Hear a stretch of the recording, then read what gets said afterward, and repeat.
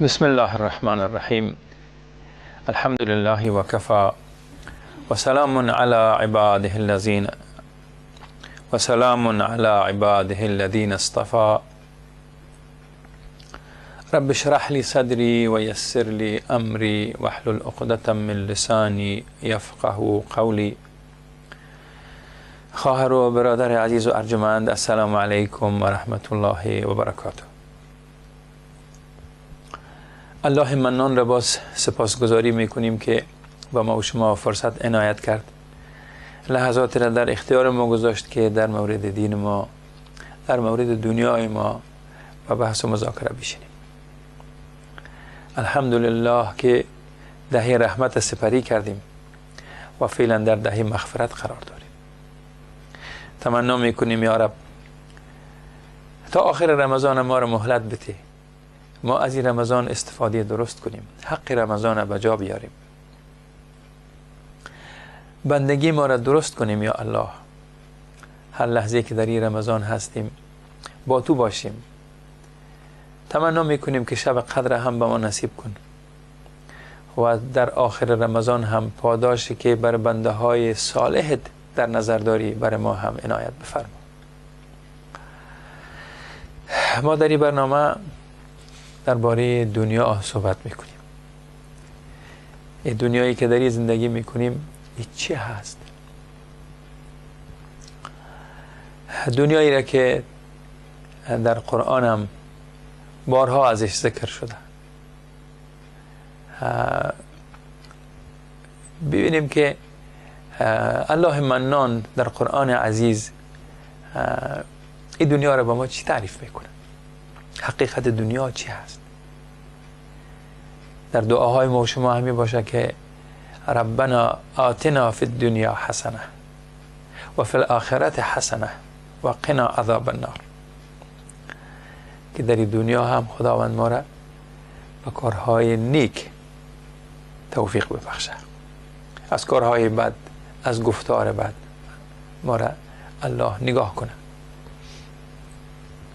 در قرآن عزیز ما وقتی از دنیا گپ بزنیم، از دنیا بخوایم معلومات حاصل کنیم، آیت های قرآن عزیز دو بخش است، دو رقم آیت هم میبینیم. آیت های زیاده. یکی از این نوع آیت هایی است که دنیا را مذمت میکنه، دنیا را به ارزش جلوه میده، ما را از دنیا میخواد که برحذر داشته باشه. آیت های هم هست که نه تنها مذمت میکنه بلکه تشویق میکنه، ما را ترغیب میکنه که مواظب دنیا باشیم، دنیا را از خود کنین، به دنیا بپردازین. دنیا از شما، دنیا برای شما یک فرصت هست. به این ترتیب ما ببینیم که خود دنیا چی هست، ما با این دنیا چی کار کنیم، حالا که یک بخش از زندگی ما هست دنیا. ما در دنیا آمدیم که یک چند روز باشیم و باز بریم از این دنیا را وداع بکنیم. خب این دنیا را آیت های قرآن عزیز برای ما معرفی میکنه که اگر ما با دنیا قسم سر و کار پیدا کردیم که محبت دنیا در قلب ما جا گرفت، ما همه هدف ما دنیا شد، باز بدبختی ما آغاز میشه. ریشی تمام اعمال و کردار بد در همه دنیا پرستی و محبت دنیا هست. از این خاطر دنیا را حتی ملعون میگه قرآن. دنیا بی ارزش است، میگه یک متاع بی معنای هست. و جایی هم میبینیم که قرآن مجید بر ما مزرعه آخرت بیان میکنه که ما از این دنیا باید استفاده کنیم. در این فرصت کوتاهی که در دنیا آمدیم هستیم، از این بر آخرت ما استفاده بکنیم. تمام خوبی های دنیا رو ما بگیریم و در خدمت آخرت ما قرار بدیم. جایم قرآن میگه که لا تنس نصیبک من الدنیا. نصیب تو رو در دنیا ما گذاشتیم، از این نصیبت هم بردار از دنیا، فراموش نکن نصیبت از دنیا. این مادیات است، معنویات است، هر چیزی که در دنیا در اختیار ما هست ما از این استفاده میکنیم و درست استفاده میکنیم، برای خیر استفاده میکنیم، با خاطر آخرت ما استفاده میکنیم، زندگی که بعد از این دنیا با او میریم. تقریبا 111 آیت مبارکه قرآن مجید است که در او لفظ دنیا، کلمه دنیا ذکر میشه. و معناهای دیگه اگر که از دنیا تعبیر میشه آیت های دیگه هم هست، ولی که مشخصا که کلمه دنیا در او ذکر شده 111 آیت است.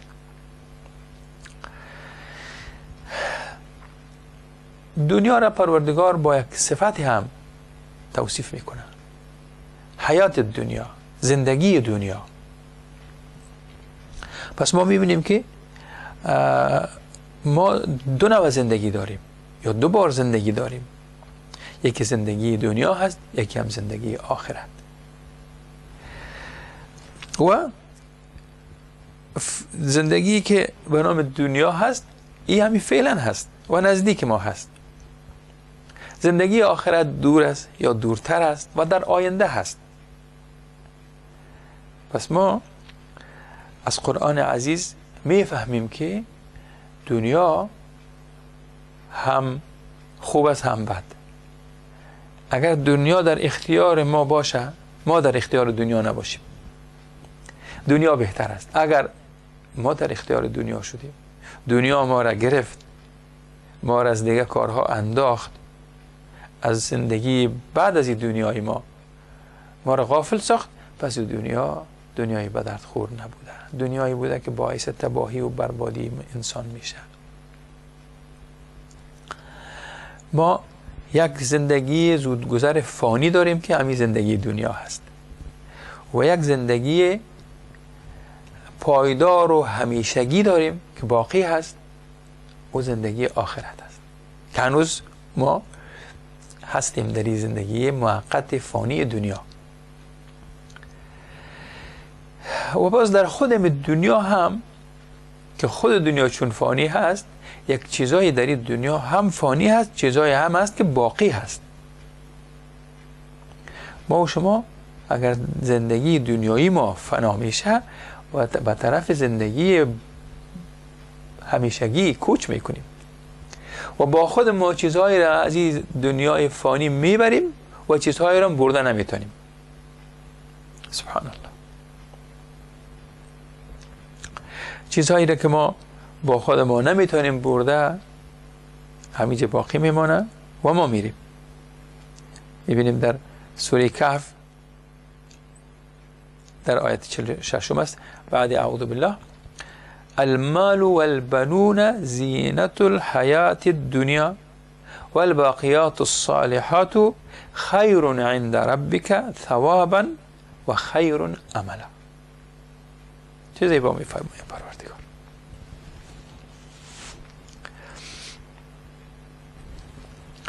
که مال و دارایی و فرزندان همگی زینت و آرایش این دنیا هست. اولادتون، مالتون، اینا زینت هست، اینا چیزایی است که دنیای شما را مقبول میسازن. خدای نخواسته همین مالم با همین مقبولیش یک وقتی بلای جان انسان میشه و اولاد هم همینطور. دشمن شیرین که میگن، گاه مالم دشمن شیرین است، اولادم.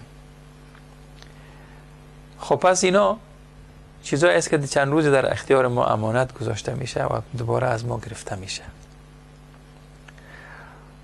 و چیزایی که باقی میمانه همون اعمال نیک ما و شما هست، اعمال نیک و صالحی که اگر داشتیم که سبب نجات ما میشه.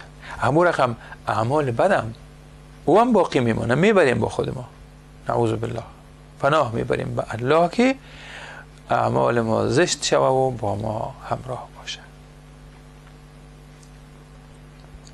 پس دوام آیت هم بطور است که کارهای نیکو، از کارهای نیک خیلی زیاد است، از همین روزی که ما شما گرفتیم، نمازی که میخوانیم، تراویحی که میخوانیم، صدقه و خیرات و زکات و حجی که میریم، اینا خوبی که برای انسان ها میکنیم.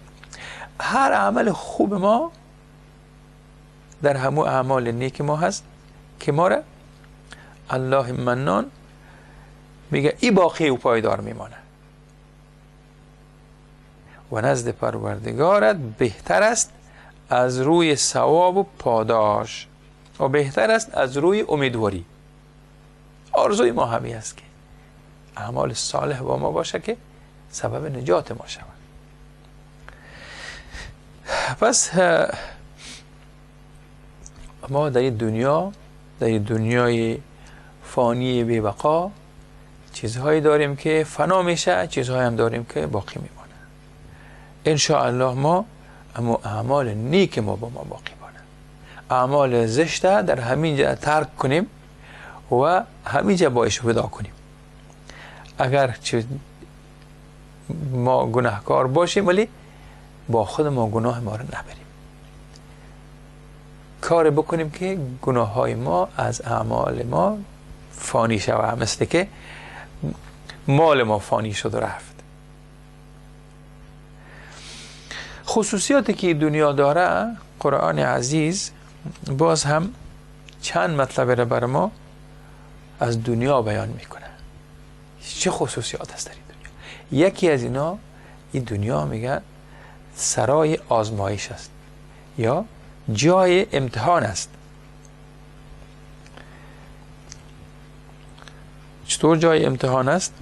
ما در آیت مبارکه میخوانیم بعد اعوذ بالله انا جعلنا ما علی الارض زینة لها لنبلوهم ایهم احسن عملا.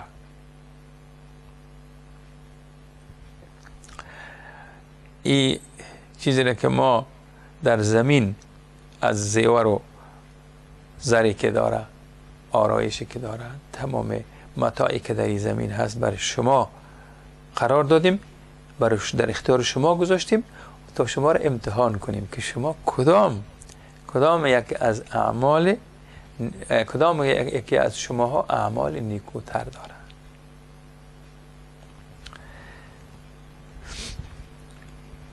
کی عمل خیر زیادتر انجام میده و یا کی عمل خیر انجام میده.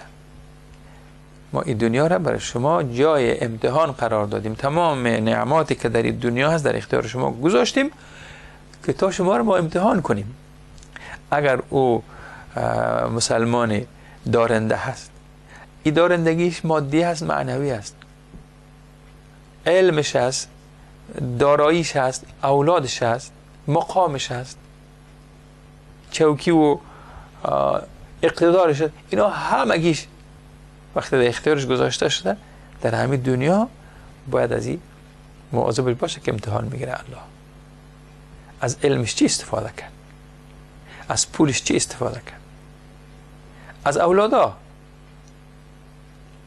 از هر نعمتی که الله بر انسان میده.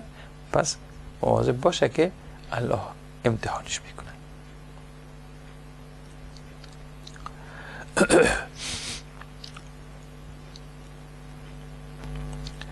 بعض وقت این دنیا را که سرای امتحان هست میگه هوشیار باشین که شما را فریب نده دنیا.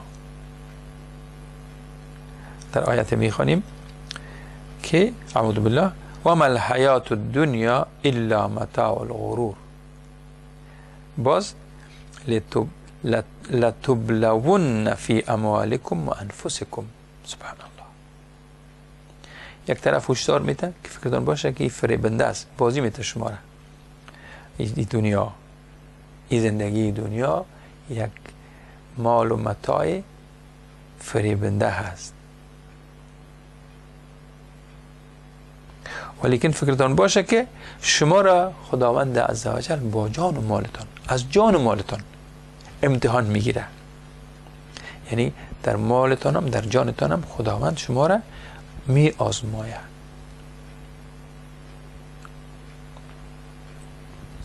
به هر ترتیب ما عزیزای من دنیا را بشناسیم.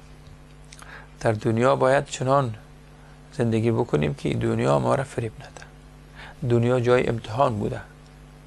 هر نعمتی که در اختیار ما الله قرار داده، پس ما را از این نعمت ها پرسان میکنه. جایی هم میایه قرآن عزیز میگه که این دنیا متاع قلیل است. یک چیزهایی هست که در اختیار شما اگر هست ولو به میلیاردها باشه، در برابر یک نعمت دیگی که خداوند در نظر داره پیش از او بسیار اندک است. میگن این بازیتان نخورید، بازی نخورید که زیادی مال، زیادی اولاد، زیادی مقام یا بلندی مقام شما را فریب نده. اینا خیلی اندک است و اینا فانی هست، میرس پیشتان. ما در همین عمر کوتاه ما چند پادشاهی را دیدیم، به این معنا که چند پادشاه ها پیش چشم ما در همین کشور خود ما رفتن. اگر کار خیر کردن یا شر کردن رفتن. چقدر میلیاردرها و میلیونرها بودن که فقیر شدن و چقدر فقرا میلیاردر شد. یکی از راه حلال شدن، حرام شدن که شدن. بدا با اولو کسایی که از راه نامشروع و حرام پول جمع کرده باشه که همو سبب هلاکتش میشه، همو فریب دادیشه. مال زیاد امروز اگر در جمله میلیونرها و میلیاردرها هستن، اینا سرنوشت خیلی دردناک در انتظارشان است. پس این متاع دنیا چون اندک است، ما در برابر یک پاداش و اجر و یک متاع دیگی که در آینده در نزد ما شما انشاءالله که با امیدش هستیم خیلی ناچیز بوده.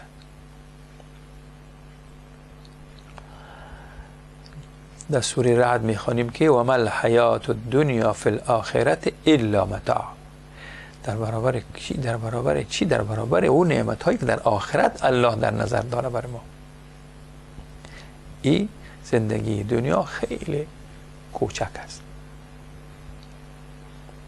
جای هم قرآن عزیز میگه که دنیا بازیچه است، لعب است، لهو است.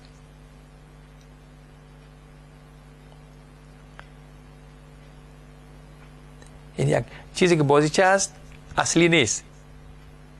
ما تفنگ داریم، تفنگایی که در اختیار بچه های ریزه هست، اینا ساختگی هست، نه؟ یک بازیچه هست، ولی اصلیش است که آدم میکشه، خانه را خراب میکنه یا یک ضربه میزنه. ولی بازیچه هستن اینا، چیزای ولو سلاح هست، بازیچه هست، هیچ چیز به درد نمیخوره. مترک هایی در اختیار بچه ها هست بازی میکنن، اینا مترک ها هست، بازیچه هست، موتر اصلی نیست. پس دنیا هم بازیچه هست به تعبیر قرآن.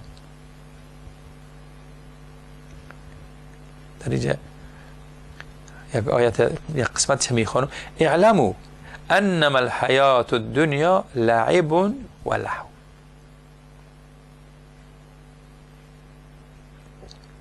پس ما وقتی که این لهو و لعب است، بازیچه هست، یک چیز بیهوده هست، بشناسی میشه.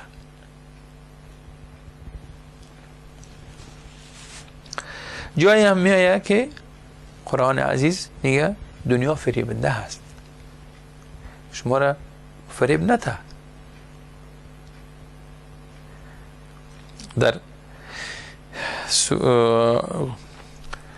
در آیت میخوانیم که وذر الذين اتخذوا دينهم لعبا ولهوا وغرتهم الحياة الدنيا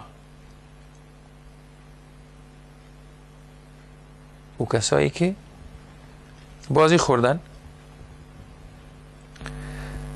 معنایش اینه که رها کن و واگذار کسانی را که دین و آیینشان را بازیچه و بیهوده گرفتند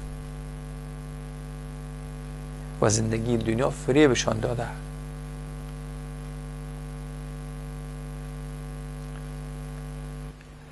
اینا را رها کنین. کسایی را که دنیا بازی داده با اونا نزدیک نشین، شما بازی میخورین. پس ما آگاهانه در این دنیا زندگی بکنیم عزیزای من. ما وقتی با این دنیا سر و کار داریم و مجبور هم هستیم یک توقف در این دنیا داشته باشیم که هستیم، فعلا داریم. این توقف زمانش مختلف است. بر کسایی هست که خیلی خستیشان میکنن، انتظار مرگشان هستن، نمیمورن، حالت کوما رفتن، باهوش میان، باز میرن، باز میاین، دکتر جواب میده ولی نمیمورن. هم خودشان به عذاب هستن، هم اعضای خانواده به عذاب هستن. و کسایی هم هستن که آرزوی دوام عمر دارن ولی که میرن، جوان میمورن، هنوز کودک میمورن. پس این دنیای فریبنده هست که ما بازیش نخوریم. همچنان قرآن میگه که این دنیا یک جایی است که شما یک بهره محدود ازش میگیرین، سیر نمیشین. هر قدر که ازش داشته باشین بازم میخواین چیز دیگه داشته باشین، بازم میگین که یک چیز دیگه هم داشته باشم.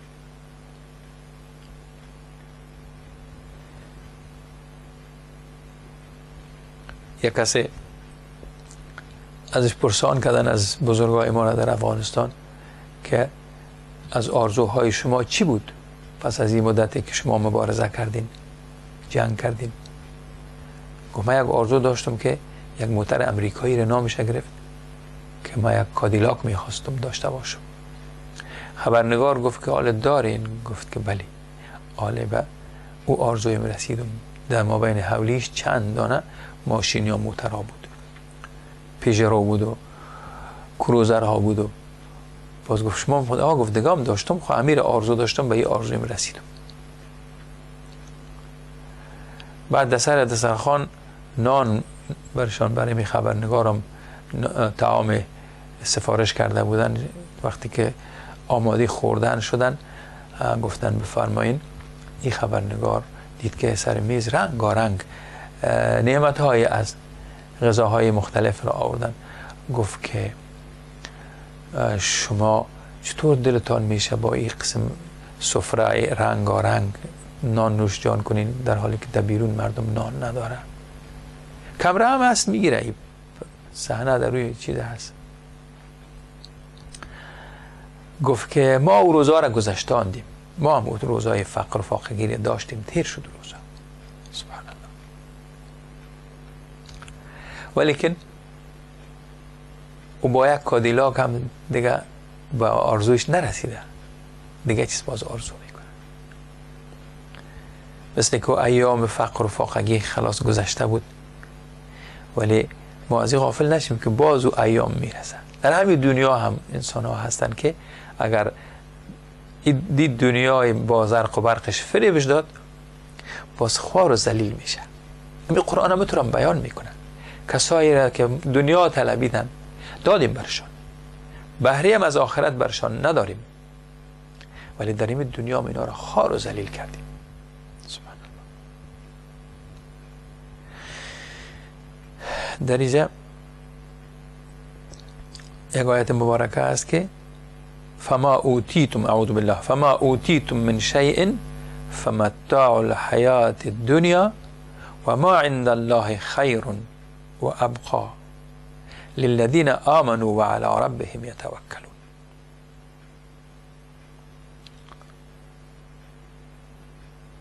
قرآن تکان میته انسان واقعیتش که اگر متوجه شود دیگه این دنیا را درست ازش استفاده میکنه، از این فرصتی که در دنیا داره درست استفاده میکنه. در معنای ازی میخوانم معنایشه. و آنچه بر شما داده شده بهره زندگی دنیاست. یک نعمت از در دنیا این بر شما دادیم میگه الله. و آنچه پیش خداست برای کسانی که گرویده اند، ایمان دارند و پروردگارشان اعتماد دارند، بهتر و پایدارتر است. اینا محدود است ها، یک اندازه است، تعیین شدگی است، زیاد نمیشه. هر چقدر که بخوایم بازم یک حد و اندازه است. ولی چیزی که پیش الله هست، برو کسایی که به الله ایمان دارن و به الله توکل دارن، اعتماد دارن برای الله، او همیشه بهتر است و پایدارتر است. شما با یک کادیلاک و با یک چند تا نانی که ماهیچه داشته باشه و ماهی باشه و رنگارنگ باشه، به اینا خودتان فریب ندین. راستی هم همونطور کسایی در بیرون گرسنه هستن، کسایی هستن که پایستکل هم ندارن. شما چند دانه ماشین و موتر در خانه‌تان قید کردید، هر ساعت هر وقت بیرون شدین یکیش ازش استفاده میکنید. سبحان الله. حضرت عبدالله، حضرت عمر ابن عبدالعزیز که عادل روزگارشان بودن، عمر ثانی رضی الله عنه، اونا رو خطاب میکردن. روز در جوان وفات کردن، در بین خانیشان با اولادهایشان بسیار گریه کردن. زن و بچه هایشان هم به گریه آوردن. بیبی فاطمه خانمشان، خدا از اونها هم راضی باشه، گفتن یا عمر چرا که تر حالت به هم خورد، ما را هم گریه دادی؟ حضرت عمر ابن عبدالعزیز خلیفه است که یک سرحد قلمروشان اگر اسپانیا است، دیگهش چین است. در همون تو یک دوران چند قاره در تصرف مسلمان ها است، حکومت عدل اسلامی برقرار است. و در همون تو یک حالت او شاهنشاه بگوییم، اگر هر چیز نامش میبانید، رئیس دولت، خلیفه زمانش، یک دانه کالا داشته. در الماری کالایشان دومی نبوده. الماری هم داشتن نداشتن، چنان زندگی میکردن خودشان. و میگن که یا فاطمه، ما یک بار یاد ما آمد، صحرای محشر یاد ما آمد که انسانها را پروردگار در دو گروه تقسیم کرده، یکی روانی بهشت میکنه، یکی روانی جهنم میکنه. ما حال به هم خورد که خدایا در کدام ای از دو گروه هستم؟ عمری که در تمام سرزمینشان یک کس مستحق زکات یافت نمیشد، همه دارنده شده بودند. ماموران زکات مال زکات بر دولت جمع میکرد که دولت باز در پروژه های اقتصادی خودش مصرف میکرد. آدمی وجود نداشت در زمان حضرت عمر ابن عبدالعزیز که مستحق زکات باشه. یعنی غنی شده بود مردم، اگر غنی نبودن زندگی نرمال برای خودشان داشتن که محتاج کسی نبودن. در دنیا چنان زندگی کردن. خداوند انشاءالله آخرت اونها را بهشت برین کرده باشه. بیاین بریم به یک میان برنامه باز برمیگردیم. السلام علیکم و رحمت الله و برکاته.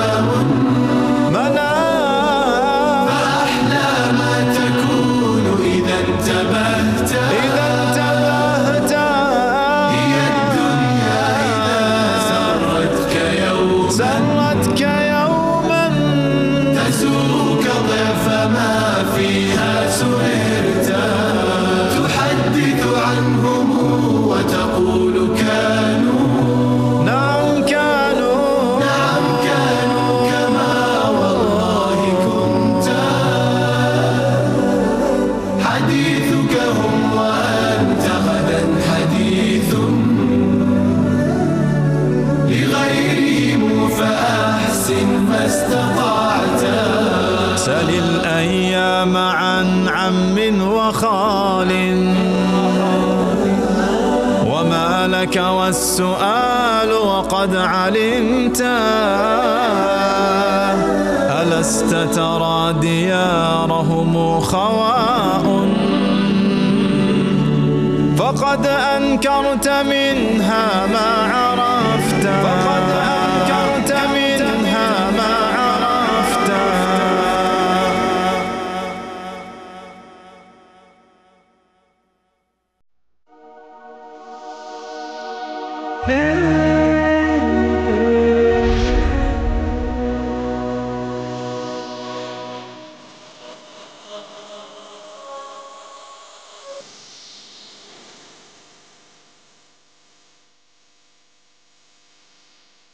بسم الله الرحمن الرحیم. خواهر و برادر عزیز و ارجمند، امیدوار هستم که لحظاتی که به افطار مانده در جاهایی که نزدیک به افطار هستین افطار خوب داشته باشین و یادتان نره که قبل از افطار دعا کنین. دعای مقبولی که جایش هم ذکر شده پیش از افطار است. لحظات به نزدیکی افطار دست بلند کنیم، دعا کنیم خدایا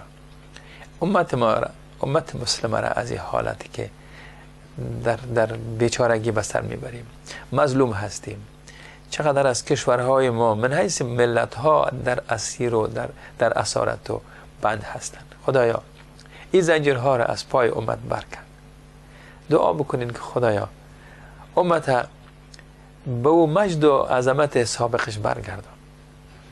خدایا ما را به دین ما وفادار بگردان، ما را دوباره به دین ما رجعت بده. خدایا ما قدر دین ما را نفهمیدیم، خار و ذلیل شدیم. خدایا کمک ما کو، توفیق بندگی بده بر ما. خدایا توفیق عبادت بده پروردگار که ما به حیث بنده های مؤمن تو باز یک بار به تمام بشریت اعلان کنیم که این دین صلح و صفا است، این دین انسانیت است، این دین عدالت است. برن این ظالمایی که سر گرده های ملت ها سوار شدن برن به طرف کنجه های بخزن، بس شان از دیگه. خدایا این ظالما را تو از موی پیشانیشان بگی. خدایا اینا را به ذلت بشان یا الله اگر قابل اصلاح نیستن. یا رب آه ما مظلوما را بشنو. خدایا در این روز مبارک به فریاد ما برس یا الله. خونهای ما در هر جا میریزن، به نام مسلمان هم میکشن، به نام کافر هم میکشن، نه سر طفل ما رحم میکنن، نه سر زن و نه سر پیرمرد ما. خدایا مسجدهای ما را خراب کردن یا الله، تو دعای ما را قبول بفرما. و کسایی که افطار کردن و حال انتظار تراویح هستن تمنا کنین که خدایا توفیق بندگی را به ما نصیب کن. برین در مسجدها دست دعا بلند کنیم، عذر کنیم، زاری کنیم. خدایا دعای ما را بپذیر. ان شاء الله این دعاها را میپذیره الله، که ما به شرطی که ما این دعا را به اخلاص بکنیم. سر فامیل های ما دعا کنیم. خدایا اولادهای ما را اهل الصالح بار بیار. خدایا در خانه های ما فرشته های رحمتت باشه. شیطان های ما خبیث از خانه های ما بیرون کو، افکار شیطانی را از کله های ما بیرون کو. خدایا ما را خیرخواهی ای امت بگردان، ما را خیرهای انسانیت بگردان، ما را خدمتگاران از این ملت ها بگردان. خدایا دنیا همی بوده، او ظالم هم متوجه باشه که امتحان میشه. آخر قصرهای ظلم به سرنگونی محکوم هستند. این دنیایی که چند روز هست فریب داده یک دره، با خودش مشغول کرده در جمع آوری دنیا، در آبادی دنیا و در خرابی آخرتشان تلاش کردن.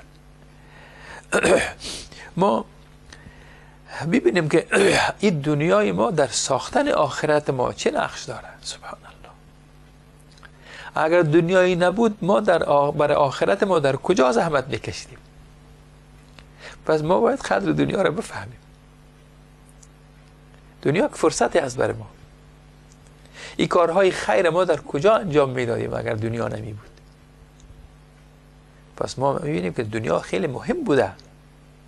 خود دنیا، جای دنیا، متاع دنیا، چیزهایی که در دنیا است، اینا همگیش از ارزش بهره‌مند است که ما ارزش های از اونها را دیده و شناخته استفاده کنیم. در حدیث ما داریم که دنیا مزرعه آخرت است. ما در این دنیا چیزهایی میکاریم که باید درو کنیم. ما در این عمر کوتاه ما در این دنیا است که کارهایی را انجام بدیم که سبب نجات ما در روز قیامت شود.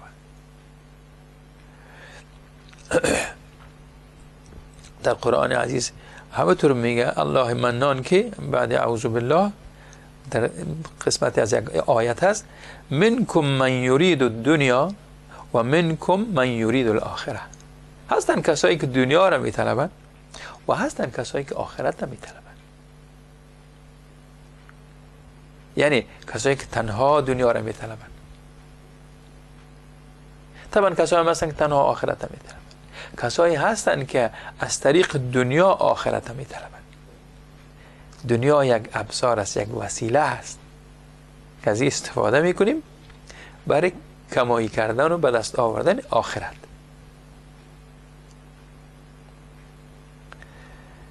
پس وقتی ما دنیا را مذمت میکنیم، نفرین میکنیم که کسایی به دنیا چنان محبت کنن که دنیا در دستشان نیست بلکه در قلبهایشان جای بگیره. اینا را مثل که بگوییم به دنیا پرستی بکشانن. به او خاطر ما باید مواظب افکار خودمون باشیم. نفس ما چنان سرکش نشود که ما باز پشیمان شویم که دنیا ما را گرفته. یک کسی بود میگفت که شما کوشش کنین که دنیا را بگیرین، در غیر از او باز دنیا شما را میگیره. شما از این فرصت استفاده کنین، دنیا را به دستتان بگیرین، به قلبتان نگیرین، در فکرتان، در ذهنتان دنیا داخل نشود که شما را از دیگه کارها دور کنه. در اینجا در باز قرآن عزیز برای ما میگه که هر کس کشت آخرت بخواهد، یعنی یک حاصلی را که در آخرت میخواه برداره، کشتش در این دنیا میخواه بکنه، بر کشت او می افزاییم. ما در او کشتش برکت میپرتیم. شما یک یورو، یک ریال، یک افغانی، یک قران به یک کسی میتین، کم از کم 10 تا بر شما الله میده. همون رقم یک عمل خیر ما در دنیا 10 برابر مزد داره و 700 برابر و چیزی هم که الله میخواه. ما حال در همون یک ماه قرار داریم که الله منان میگه که من پاداش روزدار خودم میتم. این پاداش ما تنها از روزی ما نیست، در همین ماه هر کاری که بکنیم او ضرب 10 نیست دیگه. این برکت این ماه هست. این برکت این ماه هم از برکت قرآن عزیز است. قرآنی ما را پر برکت کرده.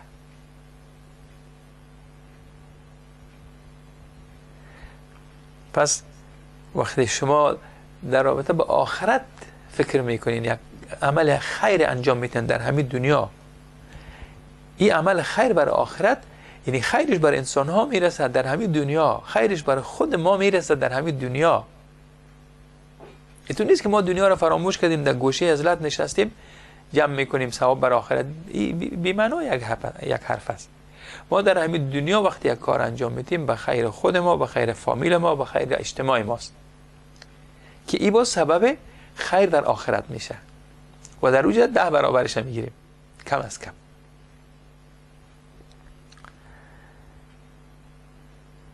بله، دوام آیت میبینیم و هر کس کشت دنیا بخواهد. شما فقط در دنیا خواستین، از آن به او میدهیم. در دنیا وقتی شما تلاش میکنین شما را خداوند بی پاداش نمیمانه. در هر راهی که بکنین این کارتانه، هر کسی این کار رو بکنه.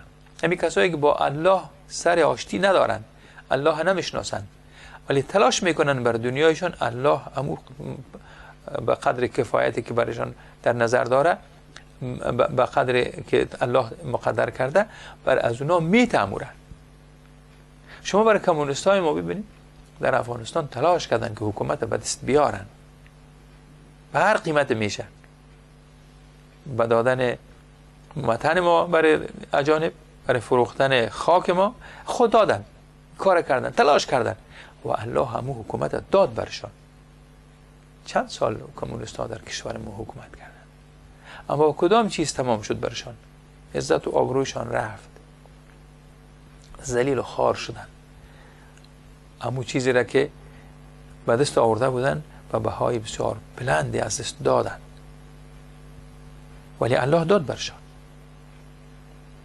پس اگر مسلمانی تمنا را بکنه، دنیا را هم خدا میده، آخرت هم برش خدا میده.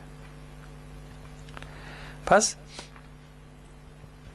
در دوام آیت میآید سبحان الله، خطرناک است این نتیجه آخرش ببینیم. اگر کسی برای کشت آخرتش تلاش کرد، خداوند میگه که من در این کشتشم افزوده میکنم، میافزایم، برکت میتونم، زیادش میکنم. و هر کس که کشت دنیا را خواست، در دنیا خواست چیزی به دست بیاره، تلاشش همی بود که از دنیا را میخواه، میتون میگه برش. اما اگر فقط دنیا را خواسته بود چیکار میشه؟ او را در آخرت نصیبی نخواهد بود. اعوذ بالله. در دنیای گذرا، در دنیای فانی چقدر تو ساده بودی که تلاش صرف و خاطر دنیا کردی، الله داد برد. ولی میگه در دنیای دیگه، در آخرتی که زندگی بعد از مرگ است که ابدی هست، ختم نمیشه، در اونجا هیچ بهره نداری، تو چیزی به دستت نمیاد. چرا؟ تو تنها برای دنیا خواستی، دنیا تو را فریب داد، گمان نکردی که در آخرت هم چیزی هست.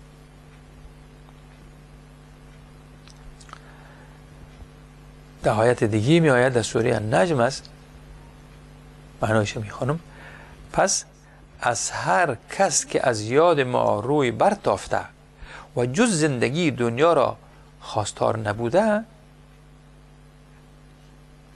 چه کار کنه؟ از او روی برتاب، دور شو از او، بگذارش، رهایش کن. سبحان الله.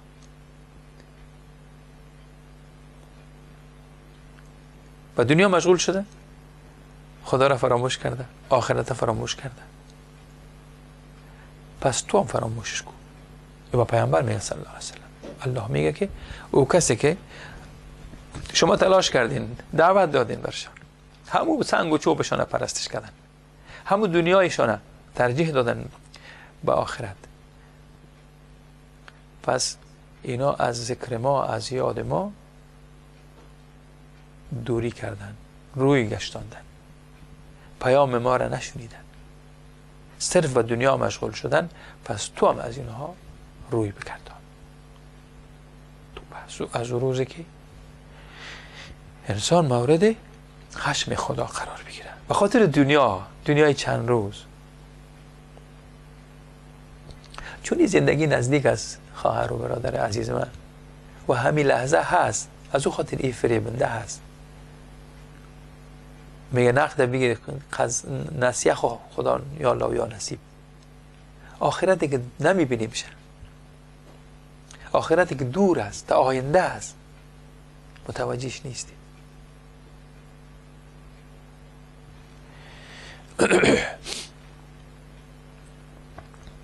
ما ببینیم که در سوره نازعات میخوانیم و گمان ما که فاما من طغى و آثر الحیات الدنیا فإن الجحیم هی المأوى. یکی او بود که از یاد خدا یا از آخرت طرفه رفت، دیر خدا آورد، تنها به دنیا چسبید. الله گفت در دنیا رو برش میتیم، خود در آخرت بهره نداره. دیگه کسی پیامبر عزیزش میگه که وقتی که اونا از ما روی برمیتابند، گپ ما رو نمیشنوند، تو هم دیگه با اونا سر و کار نداشته باشم، روی تا بگردان از طرف از اون. ولی در این آیت بعدی الله منان، اما هر که طغیان کرد، طغیان از اوامر الهی، مشغول شدنش به دنیا پرستی، حب دنیا در قلبش جای گرفته. جای دیگه وقتی در قلب یک خانه است، نمیتونیم که هم دنیا و هم آخرت در رو کنیم. خدا در رو خانه ها، در رو قلب ها میره که در رو جز خودش کس دیگه نباشه. کس دیگه که بود خوش نداره او قلب میبراید. وقتی او کسی عصیان میکنه، طغیان میکنه در برابر الله، چیکار میشه؟ و زندگی پست دنیا را برگزیند. او که طغیان کرد و زندگی دنیا را بر خود گرفت، او را انتخاب کرد، چیکار میشه؟ پس جایگاه او همان آتش است، جهنم است. پس ما این دنیا را باید فدای آخرت کنیم، نه که آخرت ما را فدای دنیا کنیم. دنیای فانی را الله در اختیار ما گذاشت که قربانیش کنیم. الله میگه جان و مالتانه ما به بابهای بهشت خریدیم، دیگه حق ندارین به کس دیگه بفروشین. چه الله مهربان و سبحان الله، میگه ما خریدیم جان و مالتانه، دیگه کسی نفروشین برش، دیگه خریدار نپالین. ما تو براتون قیمت گذاشتیم که کسی نمیتونه او قیمت برای شما بده. متوجه هستین؟ جنت هم میگه برای شما در بدل مال و جانتون. ما اون خریدم، دادم جنت براتون، مال و جانتون گرفتیم. خب پس میگیرین شما به خاطر دنیای فانی زودگذر کوتاه عمر. خب ما وقت انسان هایی که خدا نخواسته اگر دنیا را نشناختیم، سرنوشت دچار میشیم که پشیمانی باز دوجه به درد ما نمیخوره. حالا میبینیم که پروردگار عزیز وقت ما هم کوتاه شد در ای که ما دنیا را، نعمت هایی که در دنیا هست، زر و زیور و آرایشی که در دنیا هست، آیا ما ای را نادیده بگیریم؟ پروردگار عزیز در سوره اعراف میخوانیم که بعد اعوذ بالله قل من حرم زینت الله التي اخرج لعباده والطیبات من الرزق.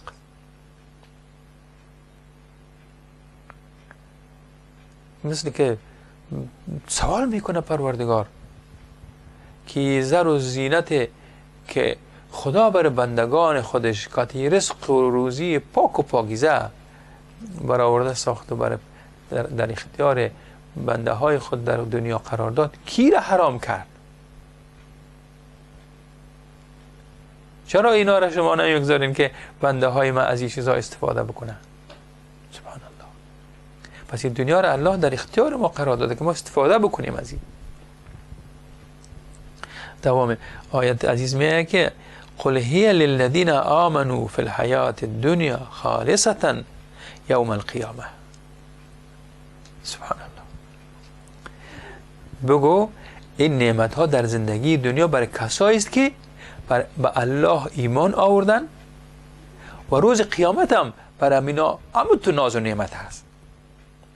اینا رو ما در زندگی دنیا برای بنده های مؤمن این چیزها را برشان در اختیارشان گذاشتیم که اینا را دور میکنه، اینا را برشان تحریم میکنه که به زر و زیوری که در دنیا هست، این رزق و روزی پاک و حلالی که در دنیا هست، اینا را ازش دور میکنن. چیکار هستن اینا؟ سبحان الله.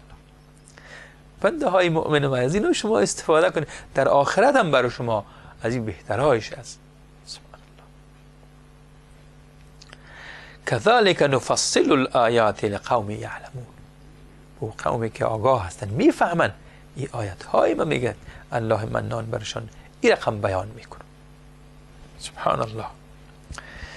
پس ما این دنیا را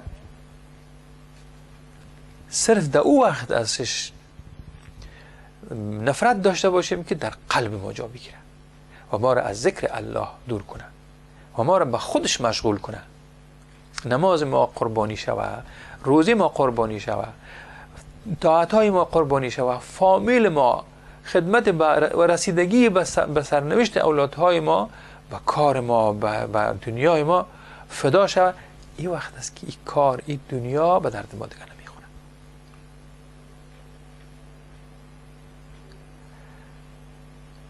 در سوره نساء ببینیم الله منان میفرماید که با مؤمنانی را میگه اگر خواستار نعمتهای دنیایی هستند آن را از خدا بخواهند. الله اکبر. وقتی شما در وقت نمازتان، در وقت افطارتان، در وقت سحرتان، در وقت زکات دادنتان، در وقت حجتان میخواهید نعمتهایی که در دنیا هست از الله میخواهید، از الله بخواهید. در وقت عبادتتان بخواهید یا رب مرا محتاج بنده های نساز، خدایا مرا در جمله کسایی که دستشان دراز میشه نگردان. از فقر به الله پناه ببریم. خدایا در دنیا مرا چنان نعمت‌های در اختیارم بگذار که من بیشتر عبادت تو را بکنم، بیشتر بندگی تو را بکنم، به فقیر و فقرا ما برسم. خدایا به من این افتخار نصیب بکو، در اختیار ما چیزایی را قرار بده که من بنده های بیچاره تا برم سرپرستی کنم، من یتیما را برم سرپرستی کنم. ایتو از الله بخوای.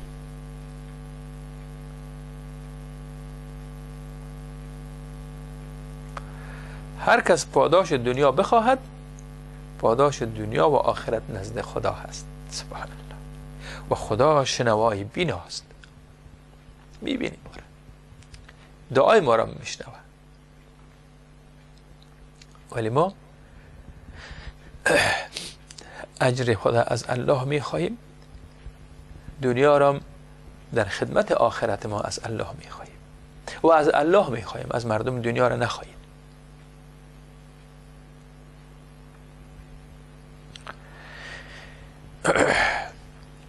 دنیا یک وسیله رسیدن ما به آخرت باشه. دنیا یک ابزاری است، وسایل است، متاع است که ما را به الله نزدیک کنه، رضای الله کمایی کنیم. ببینیم خداوند باز در سوره قصص میفرماید و با آنچه خدایت داده سرای آخرت را بجوی. سبحان الله.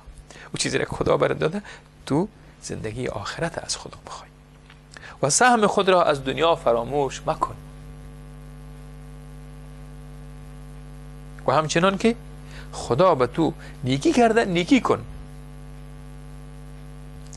چیزا در اختیار تو خدا ده، خدا نیکی کرده برای ما و شما. اگر خدا یک لطف کرده، یک نعمت را در اختیار ما گذاشته که اگر در ببینیم که نداشته باشن، از اون نعمت محروم باشن. این نعمت هر چیز هست، از نان و آب تا صحت شما، تا اولادهای شما، تا عزت و احترامی که شما در بین خانواده، در بین اجتماع دارید، اینا را کلش الله بر شما لازم دیده داده. تشکری از الله کنید، همه تو دیگرها را برش برسید. اگر شما را الله عزت داد که مردم شما را عزت، شما مردم را عزت کنید، شما مردم را به عزت نکنید.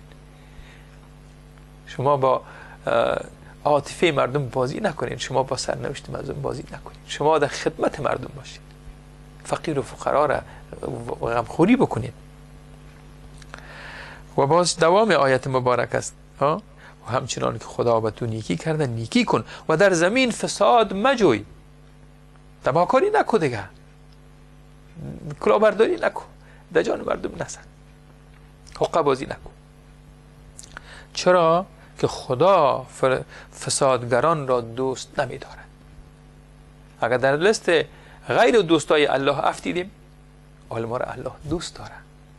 ما با کلمات یا ایها الذین آمنو میگه، نوازش ما میکنه. او کسایی که مرا شناختید و ما ایمان آوردیم، باز برای ما سفارش میکنه این کارو بکن، این کارو نکن. این نیکی الله است. الله اگر از این لست ما را انداخت، در جمله مفسدا رفتیم، در جمله تبهکارا و مجرمین رفتیم، روزگار ما تباه است. دنیای ما رفت، آخرت ما خدایا. پروردگارا تمنا میکنیم که دعای ما را قبول بکن. خدایا امت از این حال بردار، امت به طرف سعادتش رهبری بکن. خدایا ما را لایق کمکت بگردان یا الله. اعمال ما، اخلاق ما، عقیده ما را اصلاح بکن. خدایا ما را افراد خیرخواه و مصلح در اجتماع بگردان. تا برنامه آینده شما عزیزان را به الله منان می سپارم. شب و روز شما بخیر. السلام علیکم و رحمت الله و برکاته.